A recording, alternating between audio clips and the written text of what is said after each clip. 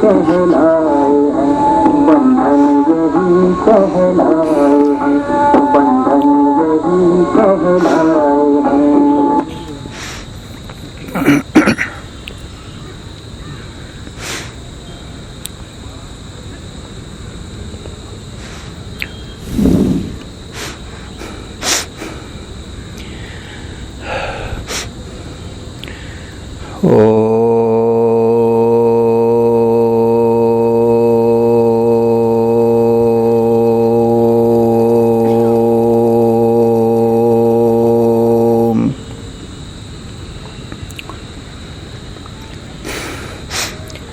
कल्याणानां निधानं कलिमलमथनं पावनं पावनानां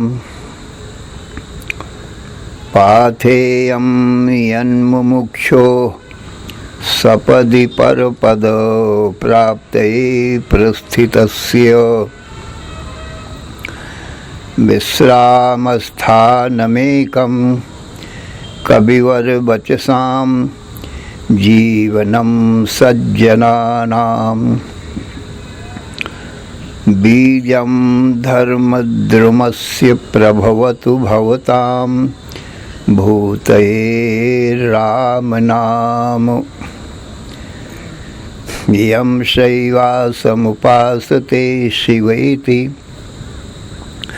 ब्रह्मेति वेदान्तिनो बौद्धाः बुद्धैति प्रमाणपटवः कर्तेति नैयायिकाः अर्हन्नित्यथ जैन शासनरता कर्मेति मीमांसकाः सोऽयं नो विदधातु वाञ्छितफलं त्रैलोक्यनाथो हरिः। यं ब्रह्मा वरुणेन्द्र रुद्रमरुतः स्तुन्वन्ति दिव्यैः स्तवैर्वेदैः साङ्गपदक्रमोपनिषदैर्गायन्ति यं सामगाः ध्यानावस्थिततद्गतेन मनसा पश्यन्ति यं योगिनो यस्यान्तं न विदुः सुरासुरगणा देवाय तस्मै नमः। यन्माया वशवर्ति विश्वमखिलं ब्रह्मादिदेवासुरा यत्सत्त्वादमृषैव भाति सकलं रज्जौ यथा अहेर्भ्रमः। यत्पादप्लवमेकमेव हि भवां बोधे स्थितिर्षावताम्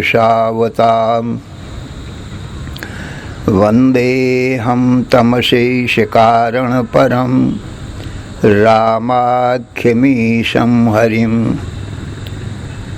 शुक्लां ब्रह्मविचारसारपरमाम् आद्यां जगद्व्यापिनीं वीणापुस्तकधारिणीम् अभयदां जाड्यान्धकारापहाम् हस्ते स्फाटिकमालिकां बिदधतीं पद्मासने संस्थितां वन्दे तां परमेश्वरीं भगवतीं बुद्धिप्रदां शारदां। चतुर्मुखमुखाम्भोज वनहंस वधूर्मम मानसे रमतां नित्यं सर्वशुक्ला सरस्वती। नमस्ते शारदे देवी काश्मीरपुरवासिनी। त्वामहं प्रार्थये नित्यं विद्यादानं च देहि मे। अक्षसूत्राङ्कुशधरा पाशपुस्तकधारिणी मुक्ताहार समायुक्ता वाचि तिष्ठतु मे सदा। कंबुकंठी सुताम्रोष्ठी सर्वाभरणभूषिता महासरस्वती देवी जिह्वाग्रे सन्निविश्यताम्। या श्रद्धा धारणा मेधा वाग्देवी विधिवल्लभा भक्तजिह्वाग्र सदना समाधिगुणदायिनी। नमामि यामिनी नाथ लेखालंकृतकुन्तलां भवानीं भवसन्ताप निर्वापणसुधानदीं। यः कवित्वं निरातङ्कं भुक्तिमुक्ति च वाञ्छति सोऽभ्यर्चैनां दशश्लोक्या भक्त्या स्तौति सरस्वतीं। तस्यैवं स्तुवतो नित्यं समभ्यर्चे सरस्वतीं।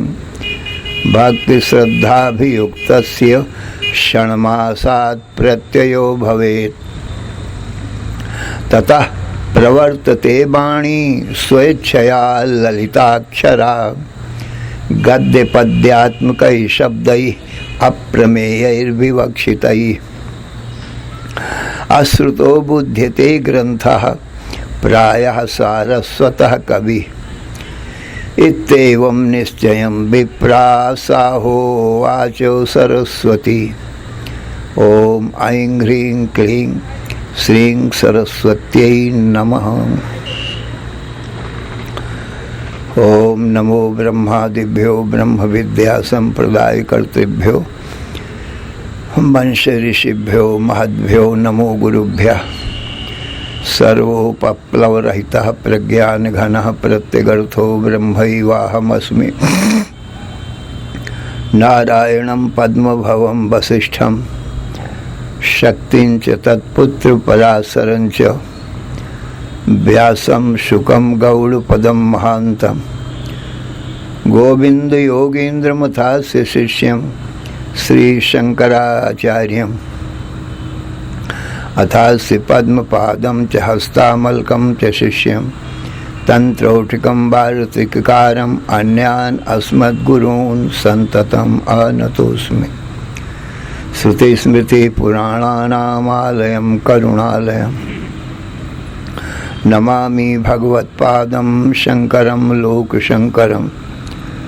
शङ्करं शङ्कराचार्यं केशवं बादरायणं सूत्रभाष्यकृतौ वन्दे भगवन्तौ पुनः पुनः।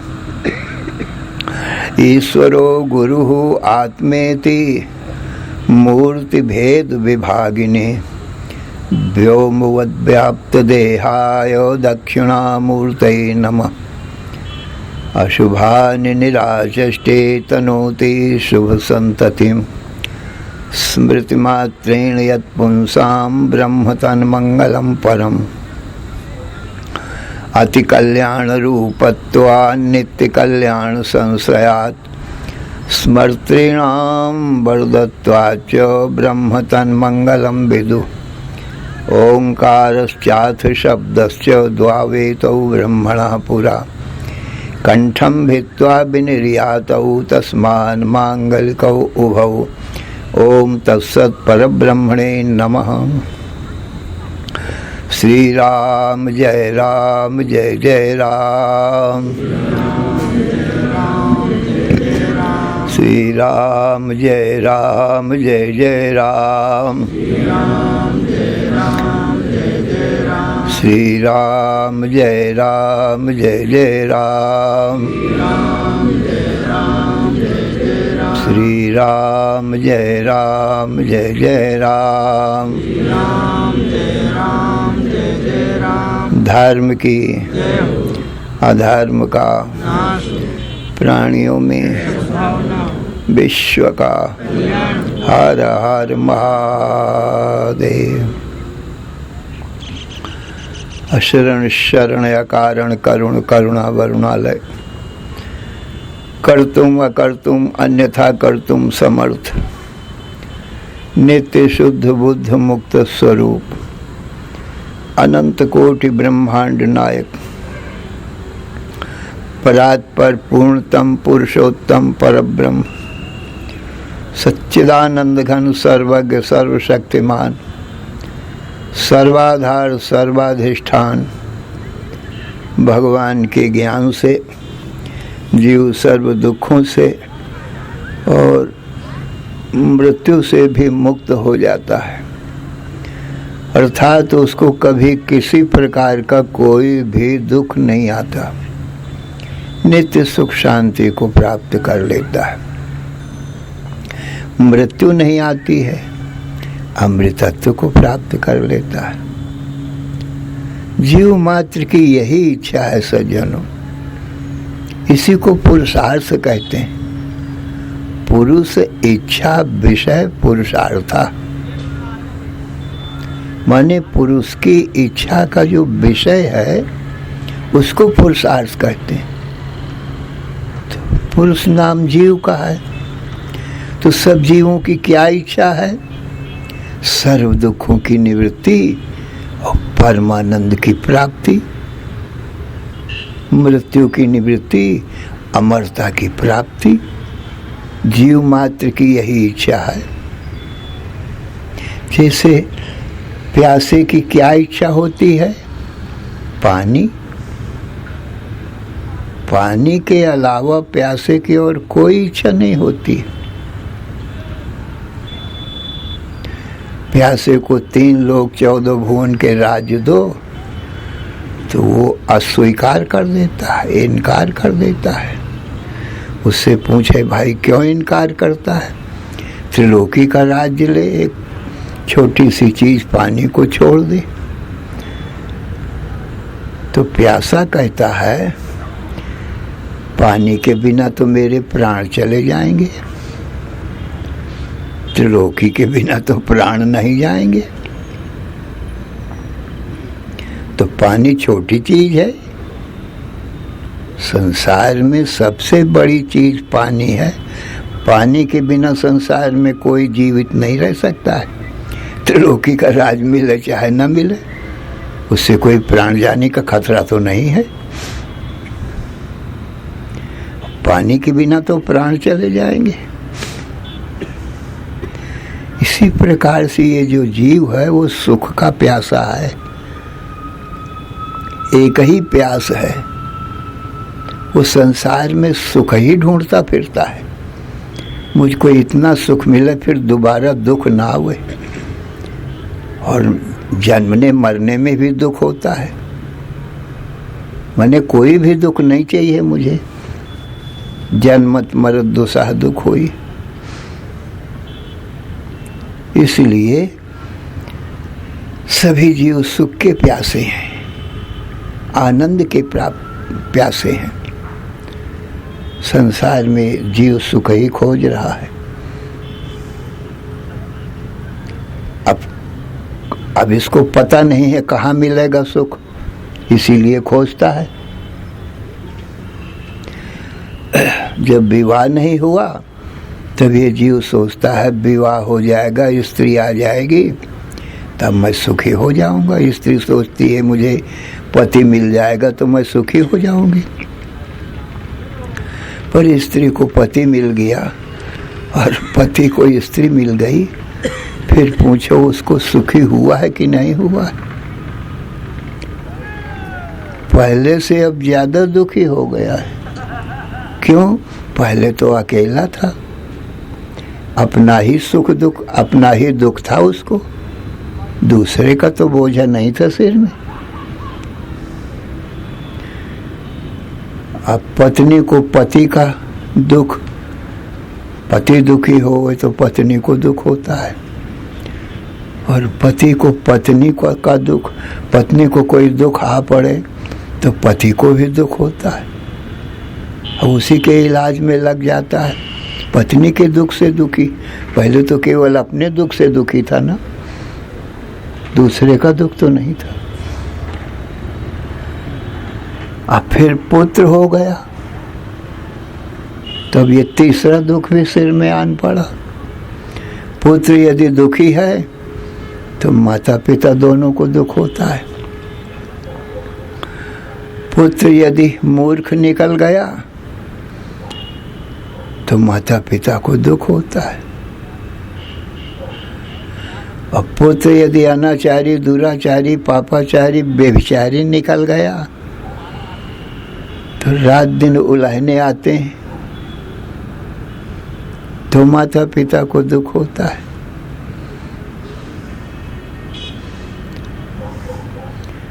ज्यों-ज्यों संसार इकट्ठा होता गया, ज्यादा संसार बढ़ता गया, दुख बढ़ता ही चला जाता है सज्जन। और जीव की खोज क्या है? सुख। सोचता है पत्नी आ जाएगी तो सुखी होऊंगा, फिर सोचता है पुत्र हो जाएगा तो सुखी हो जाऊंगा, फिर सोचता है भाई बहन हो जाएंगे, मित्र हो जाएंगे तो मैं सुखी हो जाऊंगा, फिर होता है धन हो जाएगा, राज्य हो जाएगा तो सुखी हो जाऊंगा। पर ज्यों-ज्यों धन राज्य मिलता जाता है सज्जनों, दुख बढ़ता ही चला जाता है। कथा है, कोई महात्मा गंगा सागर तीर्थ यात्रा को गए थे और गंगा सागर से पैदल गंगा के किनारे किनारे यही उत्तराखंड आ रहे थे, गंगोत्री जा रहे थे। रास्ते में काशीपुरी मिलती है, तो काशी का राजा भी भगवान का भक्त था, संत महात्माओं का भी भक्त था।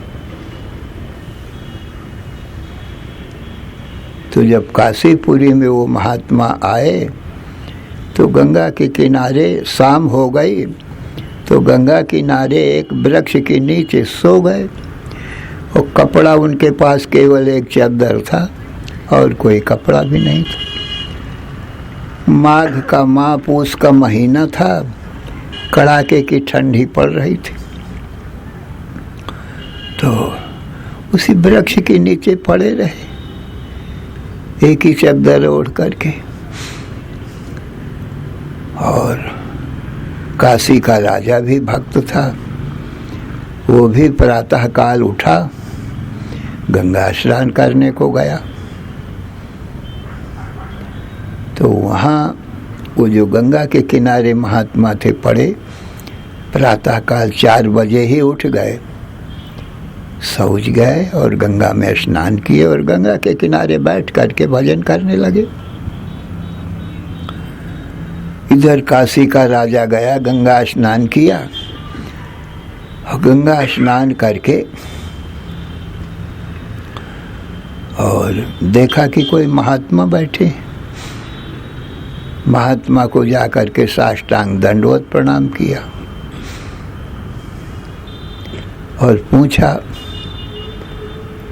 कि हे प्रभु, आप कहाँ से आ रहे हैं? तो कहा, मैं गंगा सागर से आ रहा हूँ, पैदल चलता हुआ आ रहा हूँ, रास्ते में गांव मिल जाते हैं तो भिक्षा ले आता हूँ, एक टाइम दोपहर को कोई गंगा के किनारे आ करके भोजन कर लेता हूँ, कोई वृक्ष के नीचे विश्राम कर देता हूँ, शाम हो जाती है तो वहीं गंगा के किनारे वृक्ष के नीचे सो जाता हूँ। तो आज यहाँ ही सायंकाल हो गया, इसी वृक्ष के नीचे सो गया।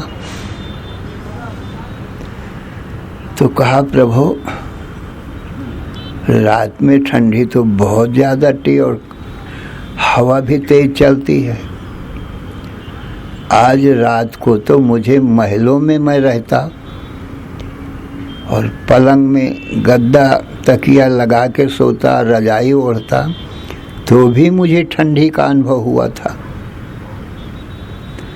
तो ये खुली जगह में ऐसे कड़ाके की ठंडी में आपकी रात कैसी बीती? तो महात्मा ने प्रसन्न चित्त से कहा, कुछ तेरी जैसी, कुछ तुझसे अच्छी, ये जवाब दिया। राजा हैरान हो गया सुन के, बोले मेरी जैसी और फिर मुझसे भी अच्छी? अरे मैं तो महलों में रहा जहाँ हवा की रोक है, हवा नहीं आती, गद्दा तकिया पलंग में बिछा के सोया, रजाई ओढ़ा तो और आप खुली जगह में रहे, कपड़ा के लिए तो एक चादर है आपके पास, तो मेरी जैसी रात आपकी कैसी बीती? कुछ समझा नहीं मैं। तो महात्मा समझाते हैं कि राजन अच्छा समझ ले, मैं समझाता हूँ। कहा जब निद्रा आ जाती है रात में, कुछ जागरण की रात होती है, कुछ सो जाने निद्रा की रात होती है। कुछ देर मनुष्य जागते रहते हैं और फिर गाढ़ नींद में सो जाते हैं। तो जब सो जाने वाली नींद रात आई, तू भी सो गया और मैं भी सो गया। वो मेरी और तेरी बराबर की रात रही। कहा कैसे? कहा नींद में गद्दा तकिया पलंग महल आदि तो कोई रहते नहीं है। गाढ़ नींद में ये कहाँ रहते हैं? और न ये मेरा एक चादर और पेड़ के नीचे उबड़ खाबड़ जमीन ही रहती है। नींद में कुछ नहीं रहता ये जागृत का संसार। और मेरी ही तेरी नहीं, मनुष्य पशु पक्षी सारे संसार की नींद। गाढ़ नींद में जब सब कोई सो गए ना तो सब बराबर, क्योंकि निद्रा सबकी माता है, सबको अपनी गोद में सुलाती है और उसके पास दुख नाम की चीज ही नहीं है, जगत की माता है। सुख रूपी दूध है तो सभी पुत्रों को, मनुष्यों को, पशुओं को, पक्षियों को, देवताओं को और दैत्यों को, सबको सुख रूपी दूध पिलाती है। निद्रा माता की गोद में आनंद से सुख की नींद सभी जीव सोते। वहाँ कोई गरीब अमीर राजा रंक नहीं होता है। नींद जब तू कभी आती है, जी की बेचैनी जाती है। राजा रंक न मन में धरती, सब पर कृपा बराबर करती। कंकड़ फूल सेज बन जाते, जब तेरे डेरे डल जाते। हे नींद, हे निद्रा माता, जब तू कभी आती है तो जी की बेचैनी चली जाती है। कितना भी दुखी हो प्राणी, बेचैन हो, हाय हाय कर रहा हो, चाहे शारीरिक रोग बीमारी का दुख हो और चाहे मानसिक काम क्रोध लोभ मोह का ईर्षा द्वेष का दुख हो, वे नींद भर आ जाए, न शारीरिक दुख रहते हैं न मानसिक दुख रहते हैं, सब दुख खत्म हो जाते हैं। क्योंकि निद्रा माता के पास में दुख नाम की चीज ही नहीं है, सबको सुख ही सुख देती है। कंकड़ पत्थर भी फूलों की सेज बन जाते हैं। वहां जागृत का संसार रहता ही नहीं। शरीर और मन दोनों नहीं रहते, नींद में लय हो जाते हैं। या देवी सर्वभूतेषु निद्रा रूपेण संस्थिता, नमस्तस्यै नमस्तस्यै नमस्तस्यै नमो नमः। या देवी सर्वभूतेषु मातृरूपेण संस्थिता, नमस्तस्यै नमस्तस्यै नमस्तस्यै नमो नमः। सभी भूत प्राणियों में निद्रा माता के रूप में स्थित है, क्योंकि सभी की माता है, जीव मात्र की माता है। तो माता कभी पुत्र को दुख नहीं देती है सज्जनों, सुख ही देती। तो राजन, अब तो तुम समझ गए होगे। रात्रि में जब सो गए तो मेरी तेरी और सभी जीव मात्र की रात बराबर की रही। अब जागृत वाली रात सुन ले। जागृत वाली रात मेरी तेरी से अच्छी बीती। क्यों? जब तक तू जागता रहा तो पत्नी के सुख दुख, पुत्रों के सुख दुख की चिंता तुझे बनी रही ना। कोई रोग है, बीमारी है पत्नी पुत्रों को, तो उनके इलाज की चिंता, वो रो रहे हैं, दुखी हैं, तो तू भी दुखी रहा। और फिर तू राजा है, राजा के लिए तो प्रजा भी पुत्र के समान होती है, तो प्रजा के भी सुख दुख से तू दुखी रहा। उनकी सबकी चिंता करता रहा कि इनका दुख कैसे दूर हो गए। इसी चिंता में तुझे नींद नहीं आती रही और दुखी रहा, दुखी होता रहा। और ये चिंता ऐसी दुख देने वाली चीज है। चिंता चिता द्वयोर मध्ये चिंतायाति गरीयसी चिता दहति निर्जीवम चिंता दहति सजीवितम। चिता और चिंता राजन, ये दो बहन हैं। चिता छोटी बहन है, चिंता बड़ी बहन है। इनमें बड़ा छोटापना क्या है? कहा एक बिंदी का फर्क है। ची के ऊपर एक बिंदी ज्यादा है तो चिंता हो गया। और बिंदी हटा लो, कम कर दो तो चिता हो गया। इसलिए छोटी बहन है चिता और चिंता बड़ी बहन हो गई। और दोनों के काम भी छोटे बड़े हैं।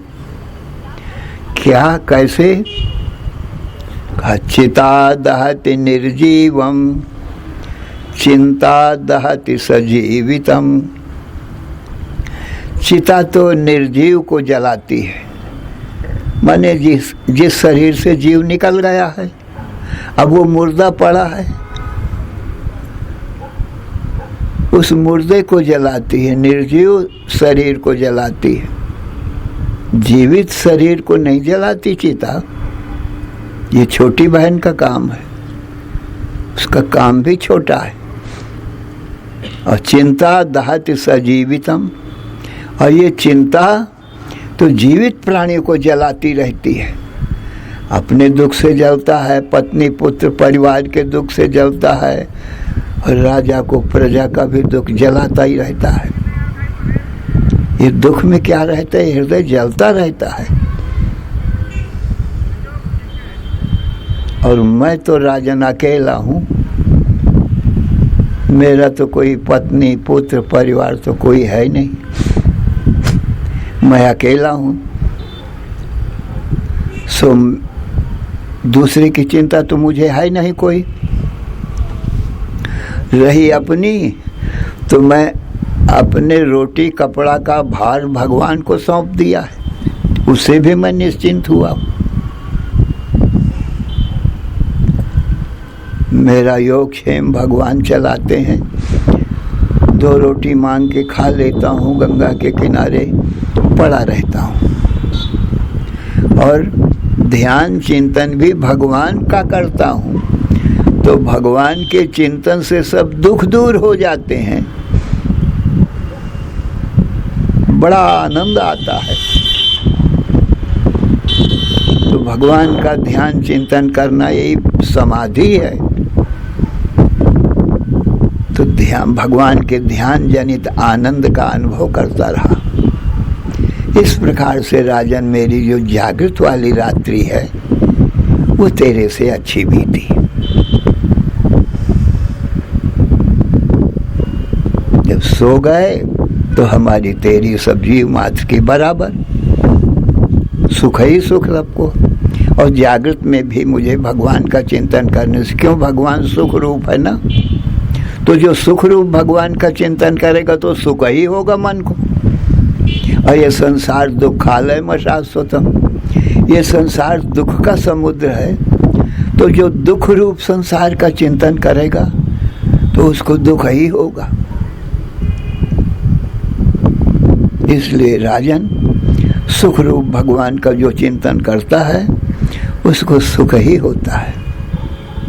और दुख रूप संसार के पत्नी, पुत्र, परिवार और ये संसार, धन, दौलत, राज्य, इसके चिंतन में लगा रहता है तो वो दुख ही पाता है। क्योंकि भगवान कृष्ण ने कहा है कि ये संसार दुख का समुद्र है। तो दुख के समुद्र में कोई नहाएगा, गोते लगाएगा तो दुख ही तो पाएगा। और भगवान सुख सिंधु है, आनंद सिंधु है। जिसका मन भगवान आनंद सिंधु में गोते लगाएगा वो तो आनंद ही आनंद मगन हो जाएगा और फिर आनंद सिंधु में मिल जाएगा। माने ब्रह्मविद ब्रह्मयु भवति।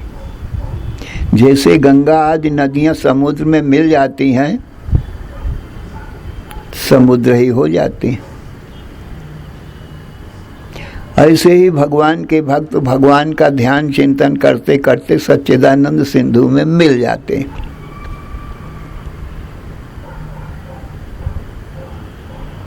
भगवद रूप ही हो जाते हैं।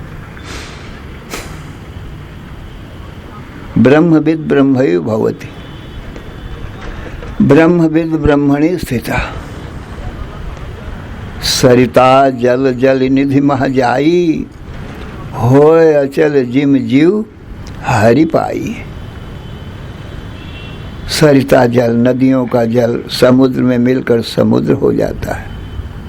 ऐसे ही जीव भगवान को पाकर सच्चिदानंद सिंधु रूप ही हो जाता है।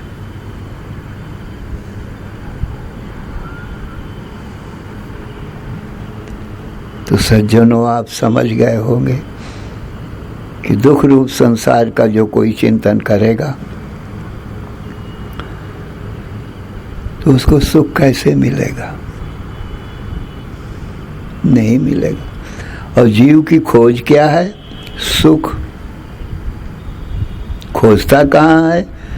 दुख रूप संसार में। सोचो तो सही सज्जन।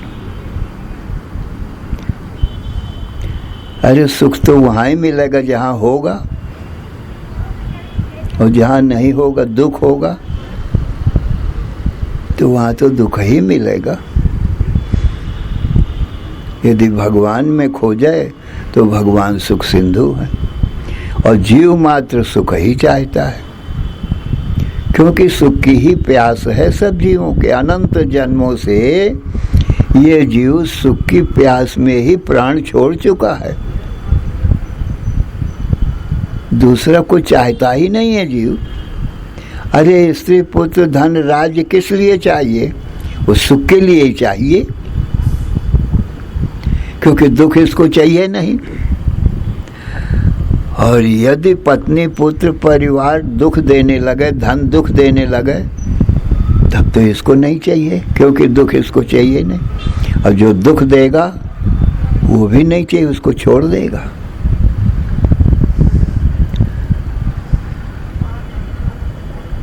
इसलिए भगवान सच्चिदानंद सिंधु और भगवान के भक्त भगवान की कृपा से सच्चिदानंद सिंधु को जान गए हैं।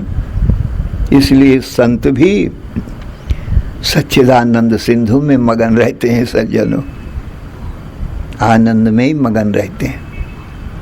संत कोई दुखी नहीं रहता है, क्योंकि सतचित आनंद स्वरूप प्रभु का चिंतन करता है। तो सज्जनों, जिसकी खोज सही है सच्चिदानंद सिंधु की तरफ है, वो सच्चिदानंद सिंधु को पाता है।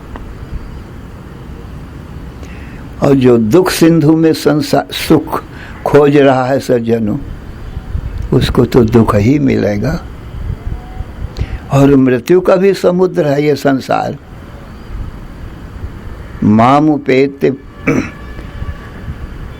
मामुपेति तो कौन्तेय दुखालय शाश्वतम नाप्नुवन्ति महात्माना संसिद्धिम परमांगता। अर्जुन, ये संसार दुख का और मृत्यु का समुद्र है। तो ये संसार में कोई अमरता खोजेगा तो इसको कहाँ अमरता मिलेगी? मृत्यु मिलेगी। सुख खोजेगा तो ये संसार तो दुख का समुद्र है, इसमें दुख ही मिलेगा। भगवान सुख सिंधु है और अमृत सिंधु है। इसलिए वस्तु जहाँ हो वहीं खोजना चाहिए, और जहाँ नहीं है वहाँ कैसे मिलेगी सज्जनों? चीज जहाँ है वहाँ ही मिलेगी। एक बुढ़िया की वृद्धा माता की सुई खो गई थी, तो वो खोज रही थी पर अंधेरा था। किसी भाई ने पूछा, माता जी क्या खोज रही हो? बोले, बेटा सुई खो गई है, उसको खोज रही हूँ। अरे बोले, अंधेरे में नहीं, प्रकाश में खोज तो मिलेगी, अंधेरे में कैसे मिलेगी? तो सड़क में उजेला हो रहा था, वहाँ खोजने लगी जा करके। किसी भाई ने, रास्ता चलने वाले ने पूछा, माता जी क्या खोज रही हो? बोले, बेटा सुई खोज रही हो। बोले, कहाँ खोई है? बोले, घर में। अब बोले, हाँ चौराहे में खोज रही है? तू भी बहुत पगली है। अरे जहाँ खोई हो वहाँ खोजना चाहिए। तो घर में उजेला करके खोज तो मिलेगी। तो जो चीज जहाँ खोई हो वहाँ खोजना चाहिए सज्जनों। इसी प्रकार से भगवान हमारे ही अंदर है, हमारे घर के भीतर है सज्जनों। यहाँ ही भीतर ही खोया हुआ है। भगवान कृष्ण ने कहा, अर्जुन ईश्वर सर्वभूतानां हृदय से अर्जुन तिष्ठति। अर्जुन, ईश्वर तो सब भूत प्राणियों के हृदय में ही है। तो बाहर खोजेगा तो कहाँ मिलेगा? हृदय में ही खोजो। अपने इस घर के भीतर ही भगवान मिलेंगे। भगवान की मूर्ति मंदिर में होती है, न मंदिर के सिंहासन में होती है। तो कोई मंदिर के भीतर नहीं, बाहर खोजे, भगवान की मूर्ति का दर्शन करना चाहे तो बाहर कहाँ से मिलेगी मूर्ति? अरे मंदिर के भीतर जाना पड़ेगा, उसको भीतर दर्शन होगा। ऐसे ये शरीर सज्जनों मंदिर हैं। इन मंदिरों के भीतर भगवान विराजमान है। ईश्वर सर्वभूतानां हृदय से अर्जुन तिष्ठति। अर्जुन, ईश्वर तो सब भूत प्राणियों के शरीर के भीतर ही विराजमान है, हृदय देश में। शरीर रूपी मंदिर के हृदय रूपी सिंहासन में भगवान विराजमान है। सर्वस्य चाहम हृदय सन्निविष्टो। अर्जुन, सब भूत प्राणियों के हृदय में मैं विराजमान हूँ। तो मेरा दर्शन करना हो तो अपने ही भीतर हृदय में करो। बाहर कहाँ खोजते फिरते हो? तो सज्जनों, सब जीव मात्र की खोज प्यास सुख की है सज्जनों, और अमरता की है। मरना नहीं चाहता कोई। तो सज्जनों, भगवान में ही अनंत आनंद है और मृत्यु नहीं है, अमरता है। और संत महात्मा भगवान का चिंतन करते करते भगवद रूप हो गए।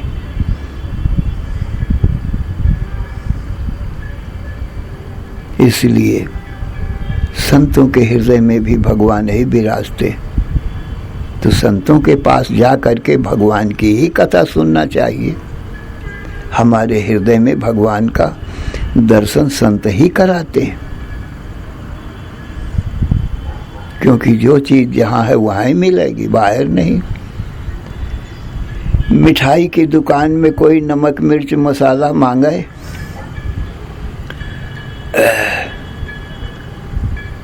तो दुकानदार कहेगा पागल तो नहीं है, ये मिठाई की दुकान है तो नमक मिर्च मसाला मांगता है।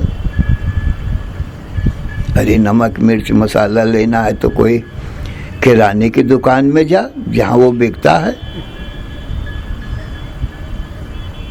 किराने की दुकान में जाए और कहे मुझे पाव भर मिठाई देना, तो वो कहेगा ये पागल ही है। अरे भाई मिठाई की दुकान में मिठाई मिलेगी, मेरे यहाँ तो नमक मिर्च मसाला सब किराने की आटा दाल चावल ये सब मिलता है, ले ले। तो जो चीज़ सज्जनों जहाँ मिलती है वहाँ ही जाना चाहिए। भगवान के पास में सच्चित आनंद ही है। वो मिठाई की दुकान है, सबसे मीठा सुख होता है, कड़वा दुख होता है। ये संसार दुख की दुकान है, यहाँ तो दुख ही दुख है सज्जनों।